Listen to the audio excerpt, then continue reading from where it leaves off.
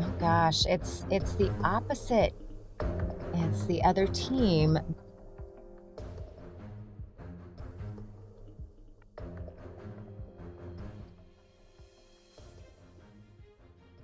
Welcome to Popversations! Hosted here in the Popverse, a virtual realm created by Reed Pop, where I, your video host and producer, Ashley Victoria Robinson, chat with the coolest, the most exciting, the most, honestly, nerdy in the funnest way possible people across all mediums. We are diving into a deeper conversation with the one and only Kari Wahlgren. If you are a YouTube subscriber of our channel, and I mean, why wouldn't you be? Honestly, if not, go over to youtube.com, check us out, click the subscribe button, and click that little bell. I'll wait.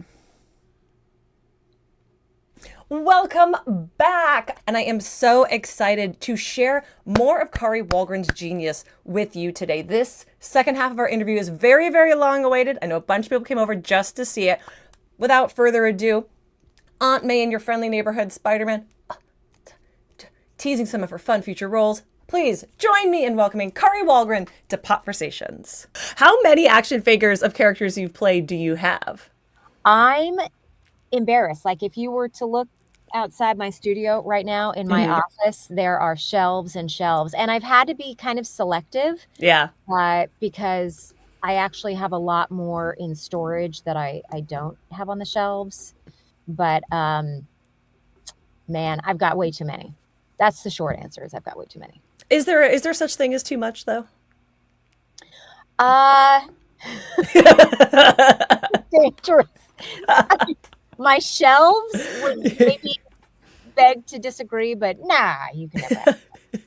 This is just a question as a fellow LA person. Are they earthquake puttied? Are they secured? No. Oh no. Although one or two shelves are. Yeah. But that's wow. No. Got it. You got it. Now.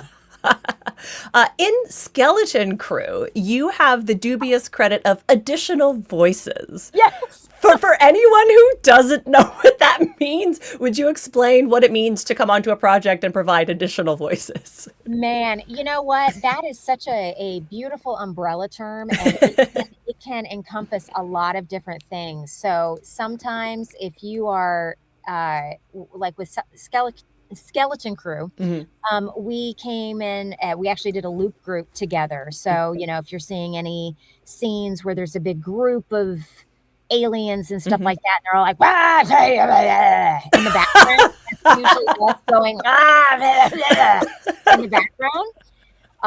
This is our job, folks. Yeah, I feel pretty.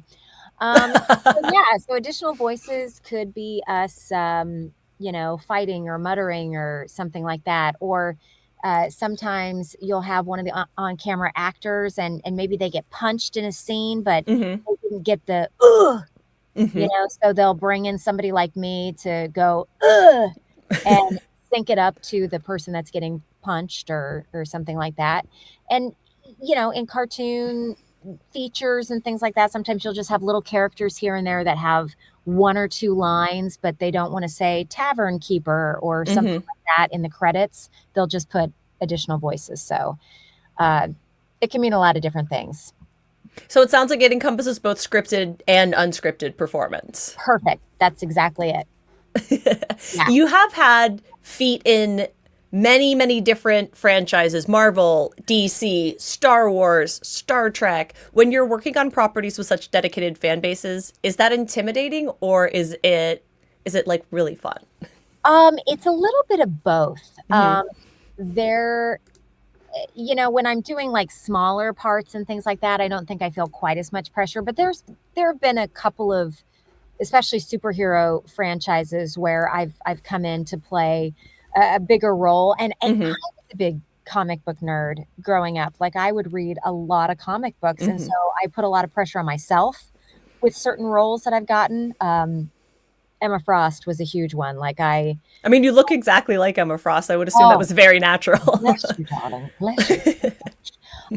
But yeah, when I got cast in Wolverine and the X-Men, that was huge because I was such an Emma Frost fan that I really wanted to do her justice, and so I felt nervous about that one. But We spoke to Mike McMahon previously on this show about the final season of Lower Decks, so I would be remiss if I didn't ask if you had any stories about working on Lower Decks. oh man, I mean, As not one but two Orions, so yes, cool. and again, like so many little side characters and stuff like that. I can't even remember what the name of the alien race was, but there was like this really sexy girl in one episode, and then she turned into this like eat your face off Oh alien.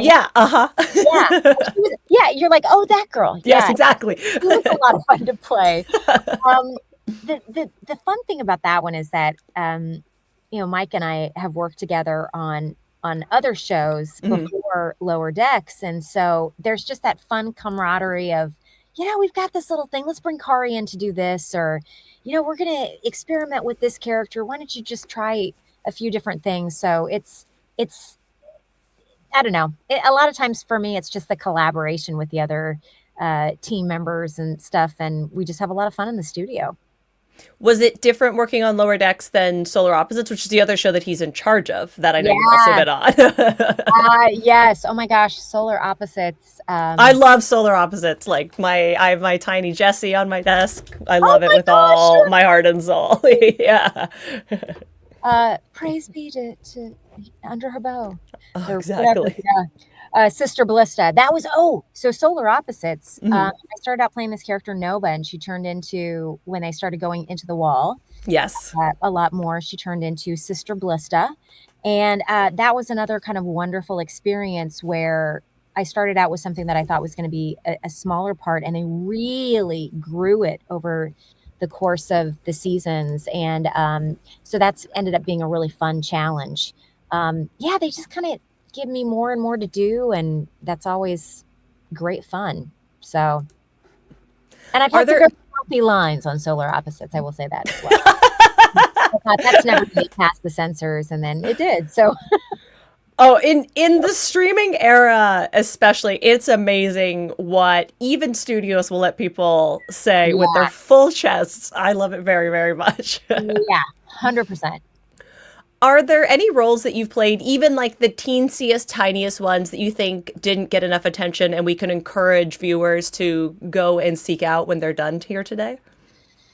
Oh man. Oh gosh, it's the opposite. It's the other team, but there were some shorts years ago that I got to play Black Canary. The YouTube And shorts. I yeah, remember those. and I really dug those. I loved Black Canary's design. I really liked the tone of it all. So I always kind of wish that one would have gotten fleshed out more into a longer format. So if you guys haven't seen those, I would say do a little Googling because they're fun. They're very, very accessible as well. They're not hard to Yeah. find at all. As we're wrapping up, I would just love to ask, because we touched a little bit about working on anime, but I would love to know the technical differences between providing a dub, providing a voice match, and then creating a performance from scratch. Yeah, that's a great question because it's very different. With anime, um, you already have the picture created. It's already been released in Japan or someplace like that. So you can see the character's mouth moving, you can see their facial expressions, you get to hear the beautiful musical score in your headphones, and you have to sync each line up to that pre-existing picture.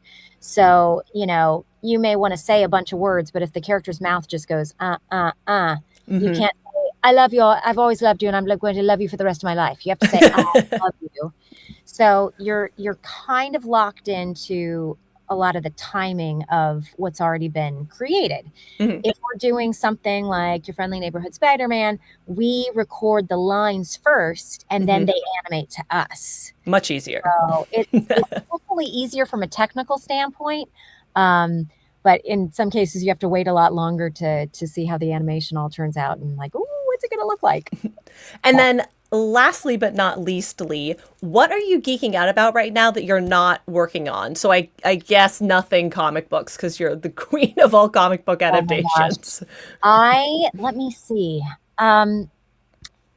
The Slow Horses book series. Yes. Oh my Okay, now gosh. I have not yet jumped into the TV series, which I hear is amazing, It and is. I'm a huge Gary Oldman fan. Mm-hmm. I'm yeah, I'm a big vampire fan in general. Like that's one of the things I sort of geek out about. So, uh, Gary Oldman just going back to Dracula, I'm just like, oh, I love you. Um, but That red armor. the red armor, yeah, I have things in my geeky office over there. But the Slow Horses book series, if Mhm. you're looking for something just fun and popcorny to read, is so much fun. Like I've just been blazing through them, so highly recommend. Amazing. Kari, thank you so much for joining us here today. Thanks for having me. Thanks a lot. So not only do you have a ton of Kari's work that you have to check out now you've even got some more books to read. So she is going to make you entertained and smarter by being a fan. I truly, truly hope we get to have her back so soon.